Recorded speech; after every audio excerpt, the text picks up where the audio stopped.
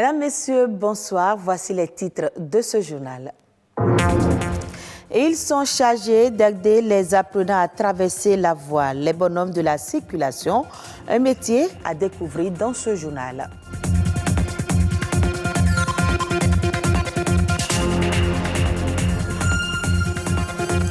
Le développement du numérique bouleverse l'environnement médiatique face au développement vertigineux des réseaux sociaux. La télévision doit innover pour se maintenir. C'est un métier incontournable dans la construction. Le métier d'électricien bâtiment exige habileté et précision. Il permet de concevoir, d'installer et d'entretenir les réseaux électriques.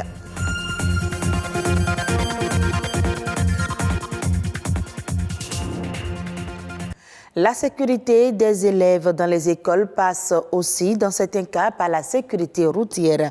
Dans cette optique, certains établissements scolaires situés aux abords des routes mettent des bonhommes de la circulation, des personnes chargées d'aider les apprenants à traverser la voie. Le métier de bonhomme de la circulation n'est pas sans difficulté pour ceux qui l'exercent. Lucrèce Amoussouye et Alessandra Dioton se sont intéressés au sujet. Encore appelés facilitateurs de la route, les bonhommes de la circulation aident les enfants et leurs accompagnateurs à traverser la voie aux heures d'entrée et de sortie d'école.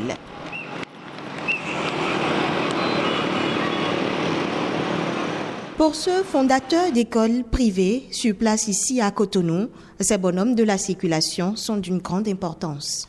L'école est située à côté d'une grande voie. D'abord une double voie.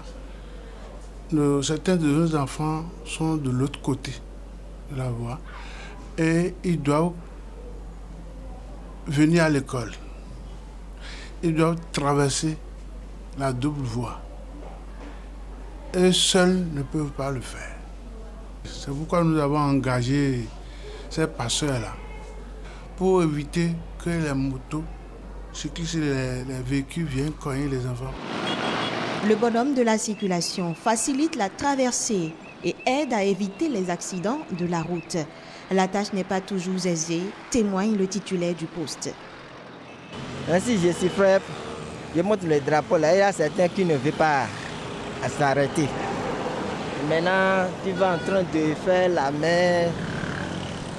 Bon, certains se dépassent toi. Et si tu n'es pas intelligent, là, il y a certains qui vont s'y coller. Tout comme Nicolas, ils sont nombreux dans les villes du Bénin à se positionner aux abords des voies aux heures de grande traversée avec pour but d'aider les apprenants. Existe-t-il un profil idéal? Ces personnes ont-elles suivi une formation à cette fin? La réponse est non pour certains. N'empêche, leur travail est vivement apprécié des populations. Ça, sur la sécurité de l'enfant et au moins les parents auront la paix du cœur. C'est un grand travail que ceux-là font. Le matin déjà à 7h30, ils sont là. Déjà à 10h, ils sont aussi là. Et à midi, ils sont là. À 15h, ils sont toujours là. Et à 17h, ils sont là. C'est des gens vraiment appréciés et à remercier vraiment. Avec l'allure des véhicules, s'il n'y a pas quelqu'un là, il y aura beaucoup d'accidents. Surtout les émédiamans n'aiment pas qu'on les arrête et les enfants traversent la voie. Vous voyez, eux, comme ils sont déjà comme ça, on les connaît. Les émédiamans, on les connaît. Souvent, quand on arrive à ce niveau-là, c'est vrai qu'ils soulèvent le drapeau rouge là, mais compte tenu du temps, il y a certains hommes qui sont naturellement pressés. Ce n'est pas une bonne chose. Nous devons respecter la vie humaine vraiment. Elle est à respecter vraiment, elle est sacrée.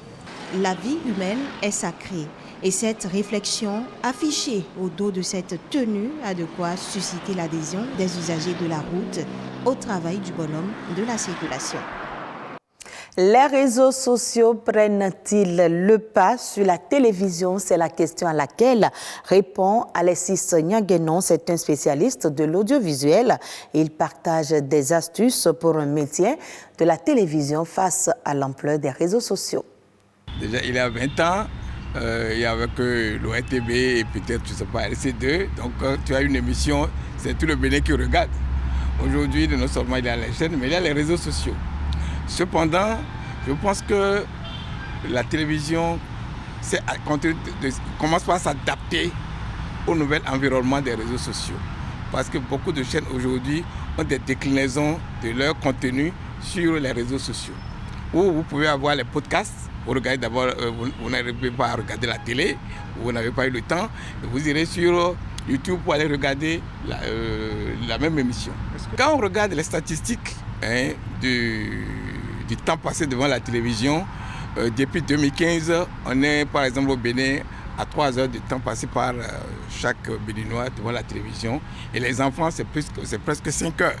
Donc, le temps passé par les individus devant la télévision n'a pas diminué. Sauf que il faut se poser la question, quelles sont les télévisions que les gens regardent? C'est ça la question.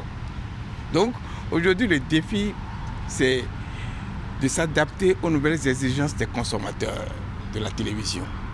C'est-à-dire que les téléspectateurs demandent beaucoup plus qu'avant. Ils sont devenus beaucoup plus exigeants. Je pense que la télévision reste le média le plus impactant, le plus puissant jusqu'à ce jour. Sauf que elle doit s'adapter aux nouvelles exigences des téléspectateurs et également s'adapter au nouvel environnement des réseaux sociaux. Mais les réseaux sociaux ne vont pas remplacer demain la télévision parce que, en fait, le réseau social, il est beaucoup plus en consommation individuelle dans le ménage. La télévision, il y a un événement, il y a un match de foot, il y a un film très intéressant. Tout le monde se rassemble autour de la télé. Et là, il y a cet aspect convivialité, famille, que les réseaux sociaux n'ont pas développé, ne pourront pas développer. Il est chargé de l'équipement électrique des constructions. L'électricien bâtiment est un ouvrier qui intervient de la conception à l'installation et au dépannage des réseaux électriques. Mais comment travaille-t-il? Une équipe de notre rédaction est allée à la rencontre de quelques électriciens exerçant au Bénin. Nadège Omoladesane.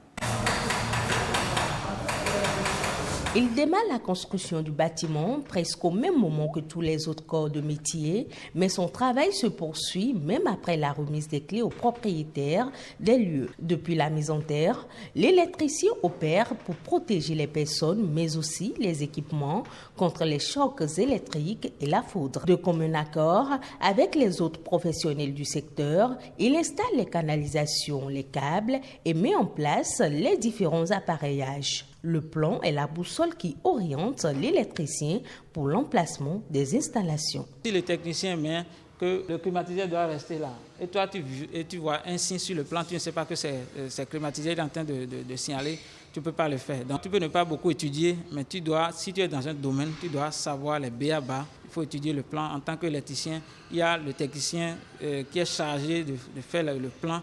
Il remet à chaque corps le plan qui lui convient et c'est à lui de faire un travail là-dessus. Pour qu'on puisse avoir un résultat commun à la fin. L'électricien bâtiment travaille au quotidien dans le respect des normes et de la sécurité.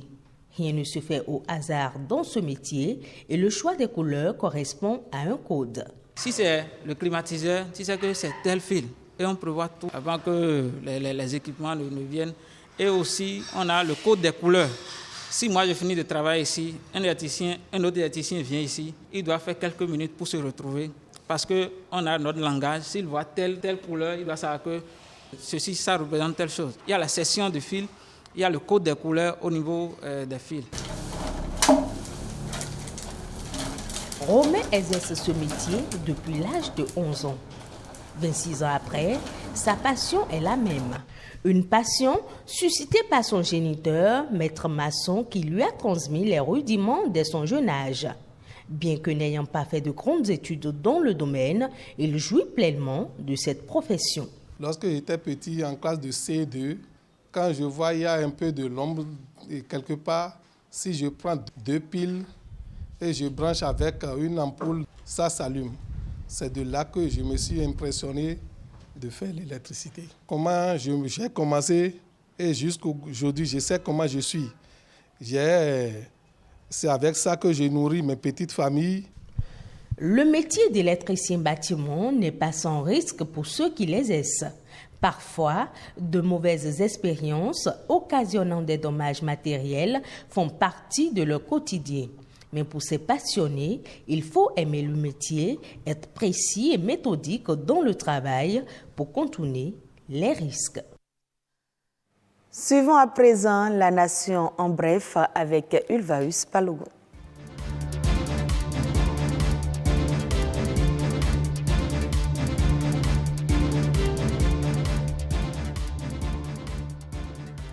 La campagne accélérée de vaccination contre le coronavirus lancée par le gouvernement le 15 novembre dernier commence déjà à porter ses fruits. 10 jours après, plus de 300 000 Béninois auraient déjà reçu leur dose du vaccin. Selon Dr Landry Coclé, directeur de la vaccination et de la logistique de l'Agence nationale des soins de santé primaire, les résultats sont prometteurs au regard de l'objectif de la campagne qui est de 1 million de personnes supplémentaires vaccinées entre le 15 novembre et le 15 décembre 2021, soit un taux de 40 à 60%. À l'en croire, plusieurs facteurs ont permis d'avoir ce résultat. Il s'agit entre autres de la stratégie de communication assez forte, de la mobilisation des autorités locales, de l'engagement communautaire et de la stratégie de déploiement des vaccins où des équipes de vaccination sont désormais dépêchées sur les sites de vaccination non classiques comme les lieux publics, les marchés et les églises.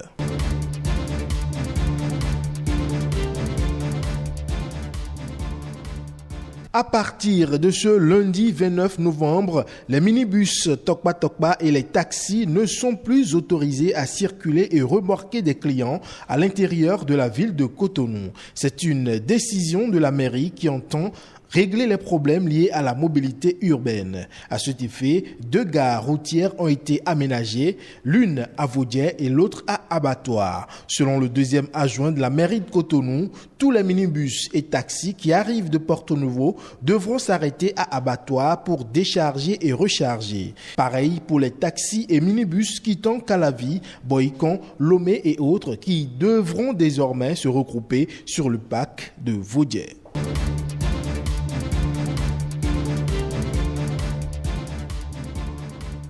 Le prix de la chloroquine connaît depuis vendredi 26 novembre dernier une augmentation. Vendue auparavant à 500 francs CFA, la plaquette de 10 comprimés de 250 mg est vendue désormais dans les pharmacies au prix de 1400 francs CFA. En plus de la chloroquine, la plaquette de 6 comprimés d'azithromycine de 250 mg sera cédée à 1350 francs CFA.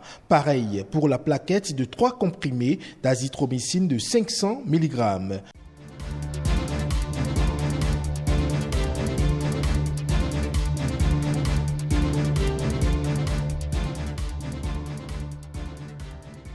Pandémie de Covid-19, jamais un nouveau variant n'avait provoqué autant d'inquiétudes depuis Delta. On fait le point sur celui détecté en Afrique du Sud. Tout le monde se demande s'il est plus transmissible et plus résistant aux vaccins actuels. C'est dans le pays africain le plus touché par la pandémie que ce nouveau variant vient de faire son apparition. Moins d'une trentaine de cas ont été officiellement détectés dans le monde, mais l'inquiétude grandit. Il semble donc à première vue que ce variant possède les 2 caractéristiques qui nous préoccupent le plus, une transmissibilité élevée et une plus forte résistance au vaccin. Pour les scientifiques, ce n'est pas un hasard si ce variant touche l'Afrique du Sud, où le système de santé est à bout de souffle. C'est le pays où il y a le plus d'immunodéprimés, notamment de patients qui sont atteints du virus du sida et pour lesquels l'accès aux soins est extrêmement compliqué. Et on sait que les gens qui sont immunodéprimés sont des incubateurs à variants. Et donc il faut arrêter avec ce message qui consiste à dire c'est le vaccin qui crée des variants, c'est l'inverse. Très contagieux, le nouveau variant sud-africain n'a pas encore franchi les frontières européennes, mais le ministre de la Santé, Olivier Véran, l'a affirmé, il est déjà sous très haute surveillance. C'est un variant qui présente plusieurs mutations dans son profil génétique. Des mutations assez nombreuses et notamment des mutations qui concerneraient la fameuse protéine Spike, qui est la clé d'entrée du virus dans l'organisme. C'est pour ça que nous le regardons de très près. La France vient d'annoncer la suspension des vols en provenance d'Afrique australe pour au moins 48 heures. Ceux qui ont voyagé dans ces régions sont invités à se faire tester. Et c'est la fin de ce journal. Merci à vous de nous avoir suivis. Vous pouvez suivre également cette édition sur le site de l'ORTB, www.ortb.bj.